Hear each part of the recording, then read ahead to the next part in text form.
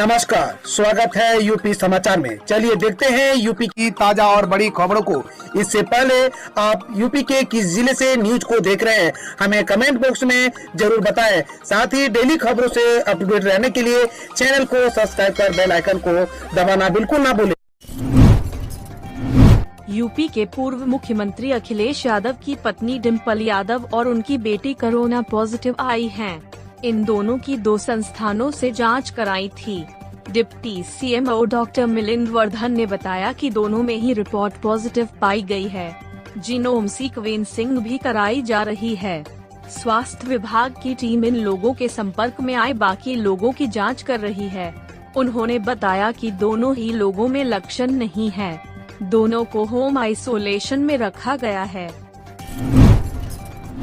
दीनदयाल उपाध्याय गोरखपुर विश्वविद्यालय के हिंदी विभाग के निलंबित आचार्य प्रो कमलेश कुमार गुप्त की क्लास बुधवार को सुबह 10 से 11 बजे तक विश्वविद्यालय के हेलीपैड पर चली। इस क्लास में बीए प्रथम वर्ष के कुल 29 छात्रों ने जयशंकर प्रसाद की कामायनी का आशा सर्ग पाठ की पढ़ाई की। प्रो कमलेश गुप्त ने पूर्व निर्धारित समय के अनुसार दीक्षा भवन के सामने स्थित हेलीपैड पर ठीक 10 बजे क्लास शुरू कर दी। उनकी क्लास में मौजूद सभी छात्र भी समय से पहुंच गए थे। क्लास के दौरान प्रो कमलेश और सभी बच्चे हेलीपैड पर ही फर्श पर बैठे थे। लखीमपुर खीरी में कांग्रेस की प्रतिज्ञा रैली में पहुंचे छत्तीसगढ़ के सीएम भूपेश बघेल ने भाजपा सरकार पर जमकर निशाना साधा। उन्होंने कहा, भाजपा सरकार लोगों का शोषण कर रही है। भाजपा सरकार में महंगाई बढ़ गई, किसानों की हत्याएं हो रही हैं। उन्होंने कहा, 2022 में कांग्रेस की सरकार आई तो छत्तीसगढ़ की तर्ज पर यूपी का विकास किया जाएगा। भाजपा सरकार पर बरसते हुए सीएम भूपेश बघेल बोले, लखीमपुर में जनसभा करने के लिए रोका गया। उन्होंने कहा, लखीमपुर का कलेक्टर कहता है कि यहाँ जनसभा नहीं कर सकते। आप लखीमपुर की घटना और किसानों का उल्लेख नहीं कर सकते।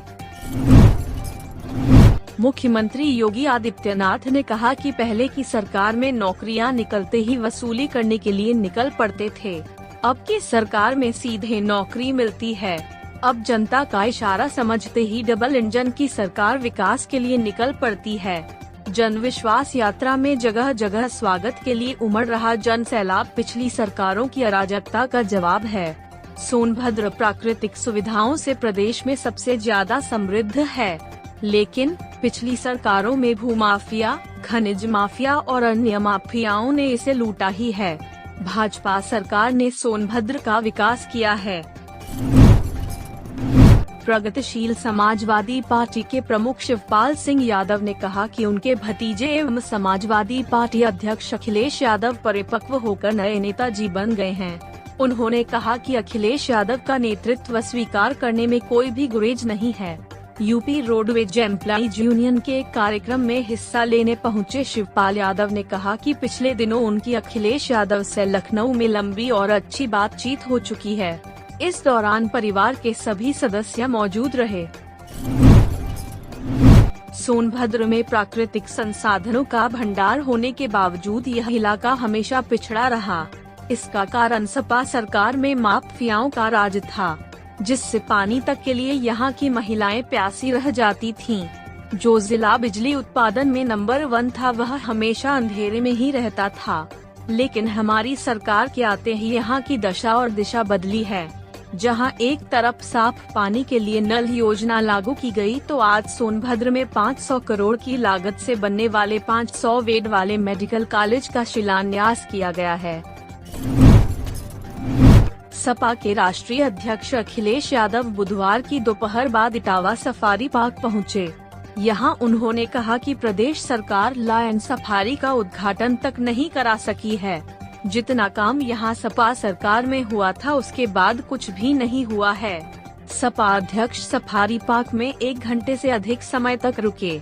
चुनिंदा लोगों संग पार्क में अखिलेश ने कहा कि सपा सरकार में यह बनाया गया था और लायन सफारी भी बनकर तैयार की गई थी, लेकिन तब से अब तक कुछ भी नहीं बढ़ा, बल्कि लायन सफारी तक का उद्घाटन प्रदेश सरकार नहीं कर सकी। प्रदेश की योगी सरकार ने अवैध खनन पर सख्त चेतावनी दी है। मुख्यमंत्री ने कहा है कि अवैध खनन हुआ तो अफसरों की खैर नहीं है। बुधवार को उच्च स्तरीय बैठक में मुख्यमंत्री ने अधिकारियों को निर्देश दिए कि अवैध खनन की शिकायत मिलने पर माफियाओं के खिलाफ कठोरतम कार्रवाई की जाए।